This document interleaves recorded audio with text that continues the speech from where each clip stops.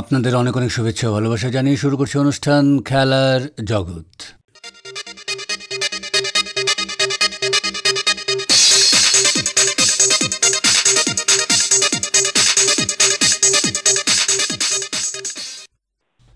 সারা দেশের সঙ্গে শিলচরেও ২রা জুলাই বিশ্ব ক্রীড়া সাংবাদিক দিবস পালন করা হয়েছে। এদিন বরাক উপত্যকা ক্রীড়া সাংবাদিক সংস্থা এবং শিলচর জেলা ক্রীড়া সংস্থা পৃথক পৃথকভাবে আলোচনা সভার মাধ্যমে দিনটি উদযাপন করে। শিলচর জেলা ক্রীড়া সংস্থা আয়োজিত অনুষ্ঠানে ক্রীড়া সাংবাদিকদের সম্মানিত করা হয়। এ ব্যাপারে জেলা ক্রীড়া সংস্থার সভাপতি শিবব্রত দত্ত জানালেন, আজ বিশ্ব ক্রীড়া সাংবাদিক দিবস ২রা জুলাই। আমরা জেলা ক্রীড়া সংস্থায় আজকে আমাদের এই অঞ্চলের বরিষ্ঠ এবং সব যারা ক্রীড়া সাংবাদিক রয়েছে তাদের আমন্ত্রণ জানিয়েছিলাম। আমাদের আমন্ত্রণে সাড়া দিয়ে অনেকেই উপস্থিত হয়েছেন। আমরা তাদেরকে আজকের দিনটিতে বিশেষভাবে সম্মান জানিয়েছি এবং আগামী দিনে যাতে তারা আরও ভালো কাজ করতে পারে, ক্রীড়া সাংবাদিকতাকে আরও সুন্দরভাবে এগিয়ে নিয়ে যেতে পারে। কারণ ক্রীড়া সাংবাদিকতার একটা বিশেষ তাৎপর্য রয়েছে। ক্রীড়া সাংবাদিকরা খেলাধুলার প্রচারে এবং প্রসারে সবসময় নিয়োজিত থাকে এবং আমরা মনে করি ওদের একটা বিশেষ দায়িত্ব রয়েছে। এই দায়িত্ববোধ থেকেই ওরা এই অঞ্চলে আমি জানি অনেক কম পারিশ্রমিকে ওরা কাজ করে থাকে, কিন্তু তা সত্ত্বেও আমরা সবসময়ই ক্রীড়া সাংবাদিকদেরকে আমাদের জেলা ক্রীড়া সংস্থার মাঠে প্রত্যেকটা ক্রীড়া সুন্দরভাবে কভার করার জন্য পেয়ে থাকি এবং আমাদের এই খেলাধুলাকে জনসমক্ষে তুলে ধরার জন্য ওদের অপরিসীম অক্লান্ত পরিশ্রম আমাদেরকে এগিয়ে নিয়ে যাচ্ছে। আমাদের খেলাধুলার উন্নতি সাধনে সচেষ্ট আছেন ওরা। এবং আজকের দিনটিতে আমরা সবাই যেন সংকল্প করি যে ক্রীড়া সাংবাদিক যারা রয়েছে তাদের ওয়েলফেয়ার, তাদের নিয়ে একটু চিন্তাভাবনা করা এবং যারা ক্রীড়া সাংবাদিকতা কষ্টসাধ্য একটা কাজ, সেই কাজটা ওরা সঠিকভাবে এগিয়ে নিয়ে যেতে পারে এবং ক্রীড়ার উন্নয়নে ওরা আরও সক্রিয়ভাবে আমাদেরকে সহযোগিতা করতে পারে, এই আশা রাখছি। এবং প্রত্যেক ক্রীড়া সাংবাদিক যারা রয়েছেন তাদেরকে আমি জেলা ক্রীড়া সংস্থার পক্ষ থেকে আন্তরিক অভিনন্দন জানাচ্ছি এবং তারা সুখে পরিবারে নিয়ে যাতে সুন্দর জীবনযাপন করতে পারে এবং ওদের কলমের মাধ্যমে যাতে ওরা আরও বলিষ্ঠভাবে এই সাংবাদিকতার পেশায় ওদের ক্রীড়া সাংবাদিক হিসাবে কাজ করে যেতে পারে, এইটুকু আবেদন রাখছি। শিলচর জেলা ক্রীড়া সংস্থার ভারপ্রাপ্ত সচিব দেবাশিস সোম বললেন, প্রতি বছরই এই দিনটি বিশ্ব ক্রীড়া সাংবাদিক দিবস হিসেবে পালন করা হয়। বিভিন্ন জায়গায় মর্যাদার সঙ্গে এটা পালন করা হয়। তারই অঙ্গ হিসেবে শিলচর জেলা ক্রীড়া সংস্থা আমরা আজকে সকালবেলা এই অঞ্চলের যারা বিশিষ্ট ক্রীড়া সাংবাদিক আছেন বা ক্রীড়া সাংবাদিকতা যারা করেন তাদেরকে নিয়ে আজকে আমরা এক সম্মাননা আয়োজন করলাম এবং এখানে আমরা সম্মান জানালাম প্রায় ২৬ জন ক্রীড়া সাংবাদিককে এবং অত্যন্ত আনন্দিত আমরা। আমাদের ডাকে সাড়া দিয়ে প্রত্যেকেই এসছেন এবং আমরা সংক্ষিপ্ত এক অনুষ্ঠানের মাধ্যমে এখানে উপস্থিত ছিলেন জেলা ক্রীড়া সংস্থার সভাপতি, সহসভাপতিরা, বিভিন্ন ব্রাঞ্চের সচিব, আমাদের এজিএসরা এবং উপস্থিত ছিলেন জেলা ক্রীড়া সংস্থার সদস্যরা এবং ক্রীড়া প্রেমীরা উপস্থিত ছিলেন।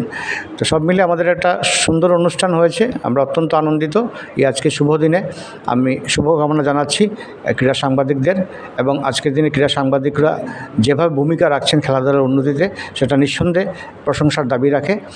আগামীতেও খেলাধুলার উন্নতিতে তাদের বলিষ্ঠ ভূমিকা অব্যাহত থাকবে। কেন এই সম্মান জানালেন বা জানানো হয়েছে, এটার উদ্দেশ্য কী? দেখুন, খেলাধুলার উন্নতিতে ক্রীড়া সাংবাদিকদের যে অবদান, যে ভূমিকা প্রতিদিন আছে, তারা অনেক পরিশ্রম করেন, মাঠে ঘাটে এসে খেলাধুলা কাভারেজ করেন, পাঠক এবং দর্শকদের সামনে সেটা তুলে ধরেন, শ্রোতাদের সামনে তুলে ধরেন। তো এটা আমাদের দায়িত্বের মধ্যে পড়ে তাদেরকে একটু শুভেচ্ছা জানানো, তাদেরকে আরও উৎসাহিত করা, আগামী দিনে তারা যাতে তাদের এই পেশার কাজটা সুন্দরভাবে আরও করতে পারেন এবং খেলাধুলার ডেভেলপমেন্টে তারা যাতে আরও বলিষ্ঠ ভূমিকা নিতে পারেন, এই উদ্দেশ্যকে সামনে রেখেই মূলত আমাদের এই আয়োজন। ভারপ্রাপ্ত একজন সচিব হিসেবে কি বলবেন? এটা আপনার কাছে এটা নিশ্চয়ই আনন্দমুখর দিন। ডেফিনেটলি দেখুন, গভর্নিং বডি গত 7 জুন ভারপ্রাপ্ত সচিব হিসেবে আমাকে দায়িত্ব দিয়েছে। তারপর থেকে আজকে প্রায় 23-24 দিন হয়েছে। যেটুকু আমার দায়িত্বের মধ্যে পড়ে খেলাধুলার উন্নতিতে আমি সবাইকে নিয়ে, আমাদের অফিস বিয়ারা সবাইকে নিয়ে এবং সভাপতির পরামর্শক্রমে আমরা কাজ করে চলছি। তো আশা করি সবাই সহযোগিতা এভাবেই জেলা ক্রীড়া সংস্থার উন্নতি খেলাধুলার ক্ষেত্রে অব্যাহত থাকবে। ধন্যবাদ। হাইলাকান্দি জেলা ক্রীড়া সংস্থার মহিলা ক্রিকেট দল ডিফুতে অনুষ্ঠিত আন্তঃজেলা প্রতিযোগিতায় অংশ নিচ্ছে। হাইলাকান্দি দল মঙ্গলবার ডিফুর উদ্দেশ্যে যাত্রার প্রাক্কালে আকাশবাণীকে দেওয়া একান্ত সাক্ষাৎকারে টিম ম্যানেজার মৃণালকান্তি সিনহা জানান, নমস্কার।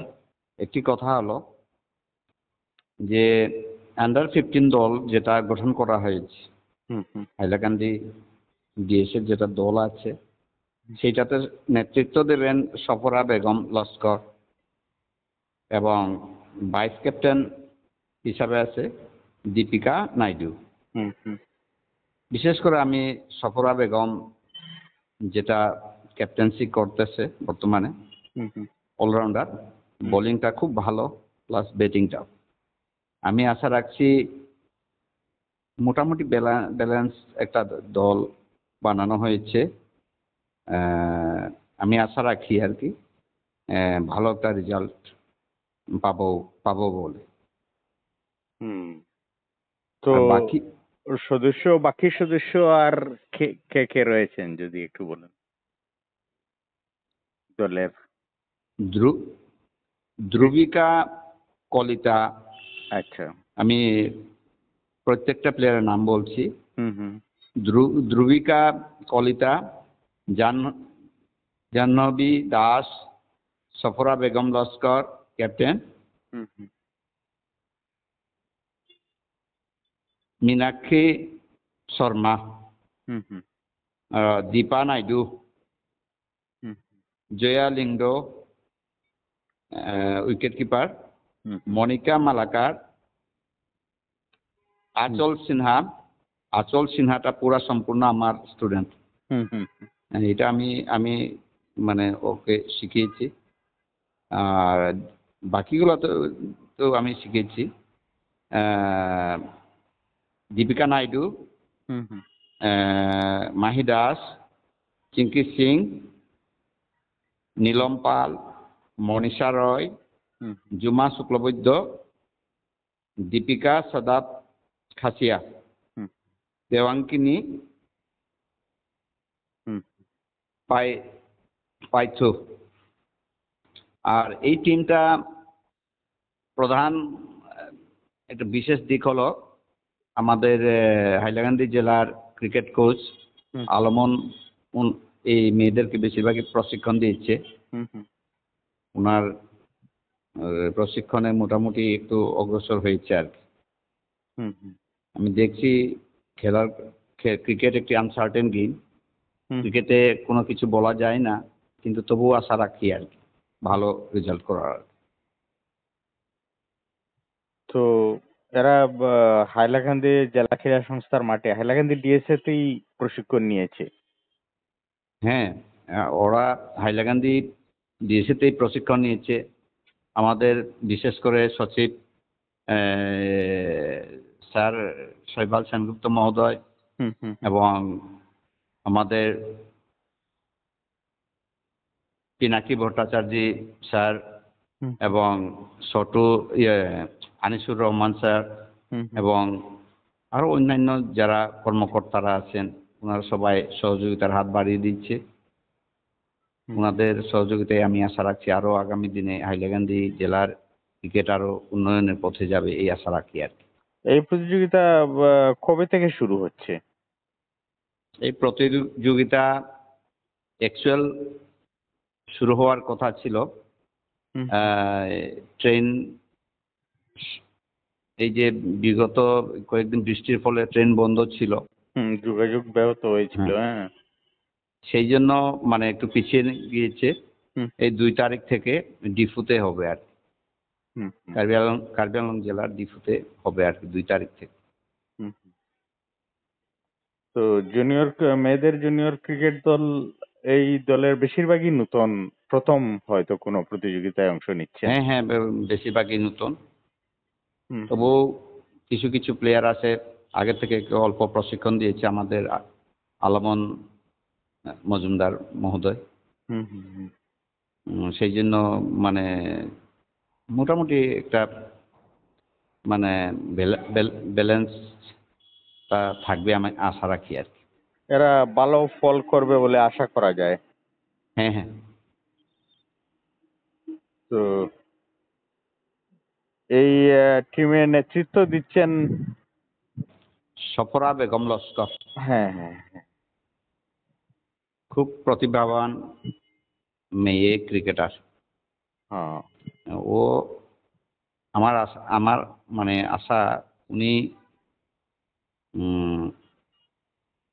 স্টেট খেলার যোগ্যতা রাখে। হুম, হুম। আগামীতে হয়তো উনি রাজ্যিক দলেও স্থান করে নিতে পারেন। হ্যাঁ হ্যাঁ হ্যাঁ, আমি আশা রাখি। তো ওর খেলা খুব ভালো, বিশেষ করে বোলিংটা খুব পারফেক্ট লাইন লেন্থ। হুম, হুম, হুম। আপনি নিজেও তো এই টিমের কোচ হিসেবে রয়েছেন। আমি ম্যানেজার হিসাবে আছি, কোচ হিসাবে আছেন সুপর্ণা সিনহা, হুম, হুম, হুম। যেটা গৌহাটি আসাম দলের হয়ে খেলেছে। বর্তমানে উনি রেলওয়েতে চাকরি করছেন, হুম, হুম, এই খেলার মাধ্যমে পেয়েছে উনি। হুম, হুম, সুপর্ণা সিনহা হাইলাকান্দি জেলার হয়েও খেলেছে, হুম, হুম, রাজ্য দলের হয়েও খেলেছে। হুম। তো হাইলাকান্দি দলের খেলা দিয়ে আন্তঃজেলা শুরু হবে না? তাদের কবে হাইলাকান্দি দল না, খেলায় অংশ? অন্য দলগুলা যারা আছে ওনারা খেলা চালিয়ে যাচ্ছেন। আমাদেরটা একটু পিছিয়ে, বিশেষ করে বরাক উপত্যকার করিমগঞ্জ, হাইলাকান্দি এবং শিলচর, হুম, হুম, লক্ষ্মীপুর, এই দলগুলো আর কি। হাইলাকান্দি জেলা ক্রীড়া সংস্থার ময়দানে মঙ্গলবার থেকে আন্তঃজেলা ফুটবল টুর্নামেন্ট শুরু হয়েছে। জেলা ক্রীড়া আধিকারিকের কার্যালয়ের উদ্যোগে এই টুর্নামেন্টটির উদ্বোধন করেন ডিএসসি সচিব শৈবাল সেনগুপ্ত। 3টি পর্যায়ে টুর্নামেন্টটি অনুষ্ঠিত হচ্ছে। এ ব্যাপারে আকাশবাণীকে জানিয়েছেন জেলা ক্রীড়া আধিকারিক নবীন চন্দ্র রাভা। আমাৰ যোৱাকালিৰ পৰা হাইলাকান্দি জিলাৰ ইণ্টাৰ স্কুল ফুটবল টুৰ্ণামেণ্ট যিটো হ্যাঁ। সেইটো আৰম্ভ হৈছে। আজি দ্বিতীয়টো দিন। যোৱাকালি কিছুমান টিমে আহিছে, পাৰ্টিচিপেট কৰিছে। যিখিনি আহিব পৰা নাই আজি আহিছে। আকৌ যদি কোনোবা থাকি যায় আমি কালি এইটো পাতি দিম। এটা আমাৰ লগত যোগাযোগ কৰিলে আহি খেলিব পাৰিব। ইয়াৰ পৰা আণ্ডাৰ 15ৰ এটা দল চেম্পিয়ন হয়, সি ইণ্টাৰ ডিষ্ট্ৰিক্ট খেলিব গুৱাহাটীত। আৰু আণ্ডাৰ 17ৰ বয়ছৰ এটা দল আৰু আণ্ডাৰ 17 গাৰ্লছৰ এটা দল ফুটবলৰ যিয়ে চেম্পিয়ন হ'ব তেখেতে আমাৰ ডিষ্ট্ৰিক্ট হৈ পাৰ্টিচিপেট কৰিব ষ্টেট লেভেলত। ঠিক তেনেকৈ হকীও আছে, হকীও ল'ৰা ছোৱালী আণ্ডাৰ 17ৰ যোন টিম চেম্পিয়ন হ'ব তেখেতে আমাৰ ডিষ্ট্ৰিক্টটো হৈ খেলিব ষ্টেট লেভেলত। তো ফুটবলে মোট কতটি দল খেলবে এবারে খেলায়? দলটো আমি সবৰে জানাইছি। এখন যিবিলাক যারা আসবে প্রত্যেকেই সুযোগ পাবে। হ্যাঁ, সবাই সুযোগ পাবে। আমি সবৰে জানাইছি, স্কুলৰ ISৰ থ্ৰুদি আমি চিঠি দিয়া হৈ আছে। সবৰে জানাইছি আমি। যিগিলা ইচ্ছুক দল থাকিব তারা আহি এখানে যোগদান করতে পারে। তো খেলার তারিখ আমি দিয়েছিলাম 1, 2, 3 এই 3 দিনের মধ্যে খেলা হবে। যেগুলা দল আছে ইচ্ছুক আছে ফোন নাম্বার দেওয়া আছে আমার, যোগাযোগ করতে আসতে পারে। আপাতত কতটি দলের খেলার জন্য প্রোগ্রাম ঠিক হয়েছে? দল দেখাতে এবার তো দল কমে আইছে। কালকে মোটামুটি 5-6টা দল আইছে, আজকে আইছে, কালকে আসতে পারে। কিন্তু যতটি হওয়া লাগছিল তো হয় নাই মানে। ওপেনিং সেরিমনি মানে আনুষ্ঠানিকভাবে শুরু হয়েছে নিশ্চয়? ওপেনিং সেরেমনি এটা আমি করি নাই, কিন্তু আমি লোকেল যিখিনি আমার ডিএসএ সেক্রেটারি প্রেসিডেন্ট আছে ওরা আহি টিমৰ একটা ওপেনিং করা হয়েছে দুইটা দলের মাঝে। আজকে প্রাইজ ডিস্ট্রিবিউশনও কিছু দিয়া হয়েছে, যে টিম বিজয়ী হয়েছে। তো প্রথম দিনের খেলা কিরকম ছিল? খেলা ওই রকমই, তো ভালো হয় না, খেলো মানে পার্টিসিপেন্টও কম, স্কুলের হুম পার্টিসিপেন্টও। হুম হুম।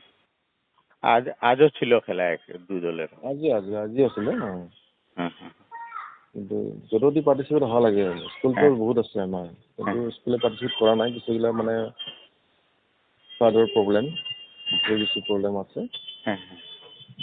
এই জন্য। তো আগামীকালও হবে হয়তো? আগামীকালে যদি টিম আহি যায় আমি করবো, হুম হুম যোগাযোগের নম্বর দিয়ে আছে, আমার যদি যোগাযোগ করলে আমি করবো। হুম হুম। তো ফুটবলের পরপরই হয়তো হকি বা অন্যান্য খেলাও হবে? হকি আছে, হকি ল'ৰা ছোৱালী আণ্ডাৰ 17 আছে, কিন্তু হকি দল কম আছে হাইলাকান্দিতে, হুম হুম। মোটামুটি 2টা মান দল হবে। তো মাঠের অবস্থা আপাতত ভালো রয়েছে? মাঠের অবস্থা চলে আসছে, ঠিকই আছে বর্তমান। হুম হুম। শ্রীভূমি জেলা ক্রীড়া সংস্থার পরিচালনায় সরকারি স্কুলে খেলার মাঠে বর্ষার মরশুমে স্কুল ভিত্তিক ফুটবল প্রতিযোগিতা শুরু হয়েছে। আজ এ নিয়ে এক সাক্ষাৎকারে শ্রীভূমি জেলা ক্রীড়া সংস্থা সুদীপ চক্রবর্তী আমাদের জানান। শ্রীভূমি জেলা ক্রীড়া সংস্থার তার এবছরের ফুটবল মরশুম আমরা doctor Shamsuddin Memorial under 13 inter institution football tournament দিয়ে শুরু করেছি। মোট 6টা দল, 6টা বিদ্যালয়, মহর্ষি Vidya Mandir, PRC Shishu Niketan, Karimganj senior secondary school of science, Latu model higher secondary school, government higher secondary school এবং Saraswati Vidyaniketan higher secondary school, এই 6টা বিদ্যালয় এই আন্ডার 13 এবার অংশগ্রহণ করে।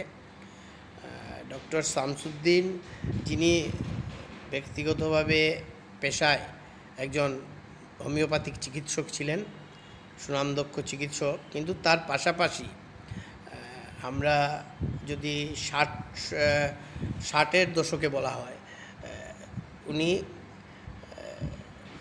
এই বর্তমান শ্রীভূমি, পূর্বের করিমগঞ্জ, এই সেখানে এই জেলার ফুটবলের জাদুকর উনাকে বলা হতো, যে উনার পায়ে যখন বল থাকতো তখন সেই বল গোল পোস্টে না পৌঁছা পর্যন্ত এটা থামতো না, এরকম বলা হয়েছে। তো আমরা তো আর উনার খেলা দেখিনি, কিন্তু চিকিৎসার পাশাপাশি দীর্ঘদিন উনি শুধু এই জেলা দলের হয়ে খেলেছেন তা নয়, উনি তার বাইরে অবিভক্ত জেলার হয়ে খেলেছেন, সিলেটে, ঢাকায়, সেই সকল জায়গায় উনি সেই সময় খেলেছেন।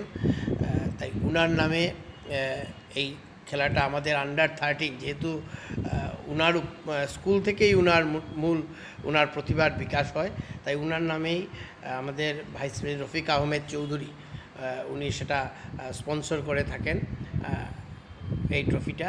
তা গত করোনার জন্য কিছু বছর বন্ধ ছিল, গত বছরও সেটা বন্ধ ছিল, আর তাই এবার আন্ডার 13 দিয়েই আমরা আমাদের এই টুর্নামেন্ট চালু করি। ভালো খেলা আমরা দেখতে পাই। Latu model higher secondary school champion হয় এবং government higher secondary school runners আপের শিরোপা অর্জন করে। বেশ কিছু নতুন খেলোয়াড় আমরা দেখতে পেয়েছি। আর তার পাশাপাশি আমরা আমাদের আন্ডার 15 জগদীশচন্দ্র দেব এবং নীলিমা দেব মেমোরিয়াল আন্ডার 15 ফুটবল টুর্নামেন্টটাও আমরা জাস্ট চালু করতে চলেছি। আমাদের এই খেলাটাও আমাদের মধ্যে 11টা টিম আমরা শুনতে পেয়েছি, 11টা টিম আমাদের এই খেলায় অংশগ্রহণ করেছে। মোট এই আন্ডার 15-এ। আর আমাদের কাছে 13 বা 15-এর মূল যে এটা লক্ষ্য, এটার পিছনে একটা বিরাট লক্ষ্য রয়েছে, যে আমরা 15-এ যেমন 13-এ 6টি টিম পেয়েছি, 15-এ পেয়েছি আমরা Gourgobinda higher secondary school, Latu model higher secondary school, Karimganj high school, যেটা হাই মাদ্রাসা ছিল high school, government higher school, Kendriya Vidyalaya, Maharshi Vidya Mandir, Netaji Vidyabhavan school Badarpur, Kushiarkul higher secondary school, Shyamsundar Vidya Mandir, Adarsha Vidyaniketan Lowairpoa এবং Saraswati Vidyaniketan higher secondary school. এই 11টা টিম নিয়ে আমাদের আন্ডার 15 লিগ হবে। আমরা 13 এবং 15-এর জন্য এই কারণে আমরা আশাবাদী যে আমরা এবছর আমরা আমাদের দীর্ঘ প্রতীক্ষিত ডিএসের ফুটবল একাডেমিটা চালু করতে যাচ্ছি। আমরা ইতিমধ্যে আমাদের কাজগুলো সম্পন্ন, আমরা আনুষ্ঠানিকভাবে 29 আগস্ট জাতীয় ক্রীড়া দিবসের দিন আমরা এটা আনুষ্ঠানিকভাবে আমরা এটার উদ্বোধন করব। আর তাই আমরা জানি একাডেমি ছাড়া খেলোয়াড়দের বিকাশ বা প্রসার সম্ভব হয় না বলে চোট আঘাত লাগতে পারে, বাচ্চাদেরকে দেন না। আর শহরভিত্তিক দলগুলো স্কুলগুলোতে ফুটবল থেকে ক্রিকেটের চাহিদা বেশি থাকে, বা অনেকে 15তে হয়তো পারছেন কারণ 15-এর বাচ্চারা একটু বড় প্রশিক্ষণ নিয়েছেন, কিন্তু 13-এর আছেন প্রশিক্ষণ নেননি, সবাই খেলতে চান না। তাই এটাকে আমরা 13-15-এর এই কারণে আমরা আয়োজন প্রথম করেছি যে 13-15-এ প্রথম জিনিস হলো এই দুটো করলে। আজকে আমরা দেখতে পেয়েছি 6টা বা 11টা হয়েছে, আর এই 6টার বাইরে আরও 5টা মোটামুটি আমরা ধরতে পারি, দুটো মিলিয়ে 11টা দল স্কুল আছে। কিন্তু ক্রিকেটে আমরা দেখতে পারি যে প্রায় 20-22টা দল আমাদের থাকে।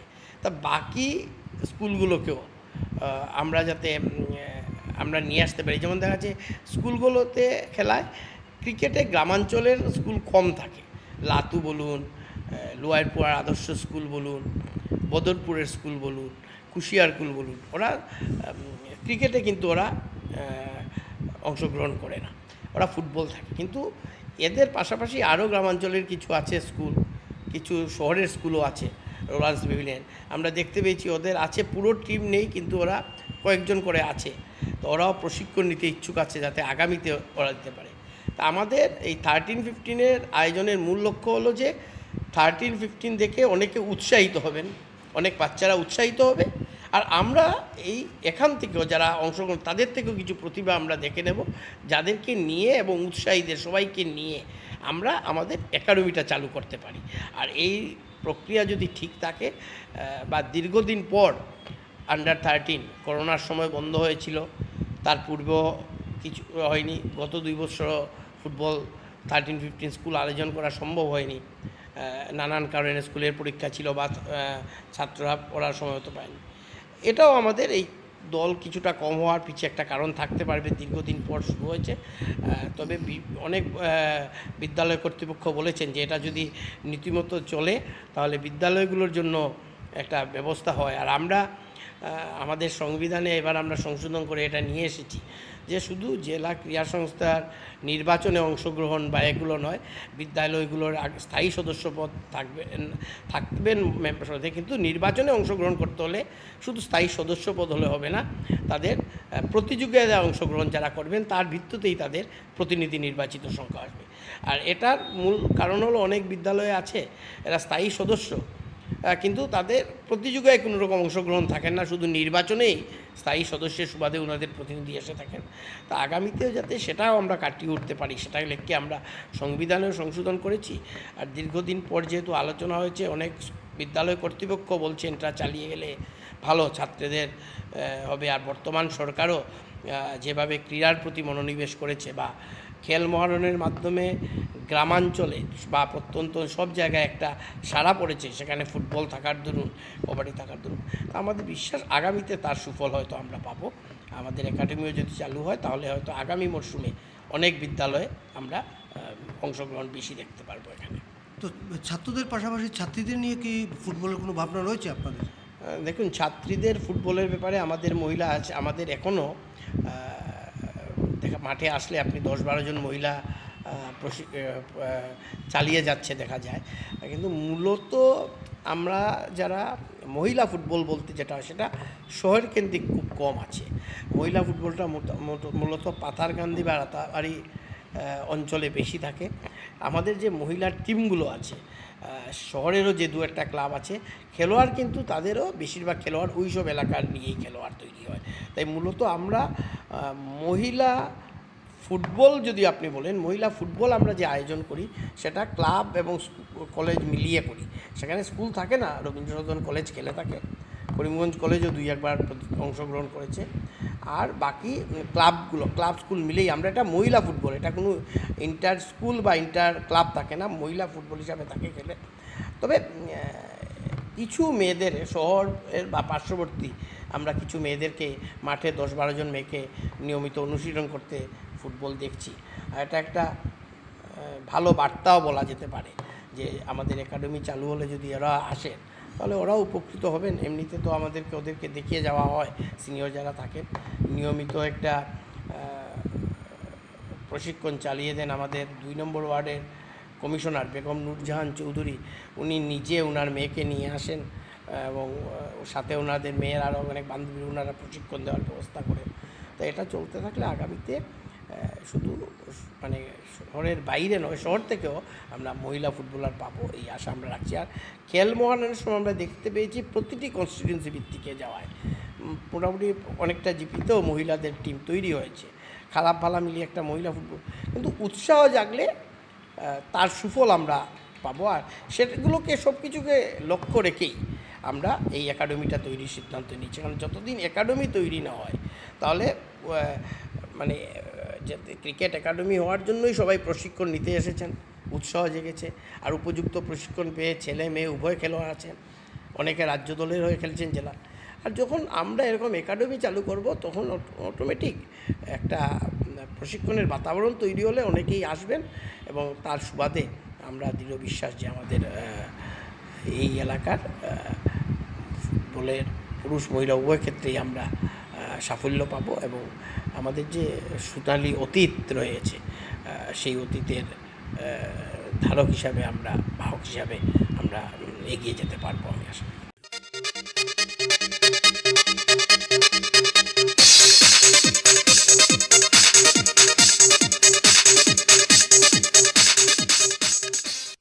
শ্রোতা বন্ধুরা, খেলার জগৎ আজ এখানে শেষ করছি। আপনাদের সঙ্গে আবার কথা হবে আমাদের আগামী অনুষ্ঠানে। আপনারা ভালো থাকবেন এবং অবশ্যই সুস্থ থাকবেন। এবারে বিদায় নিচ্ছি, তবে তার আগে জানিয়ে দেব উপস্থাপনায় ছিলাম অনির্বাণ জ্যোতিগুপ্ত, সাক্ষাৎকার নিয়েছেন রতন দেব, জসীমউদ্দিন লস্কর ও নবেন্দু দাস।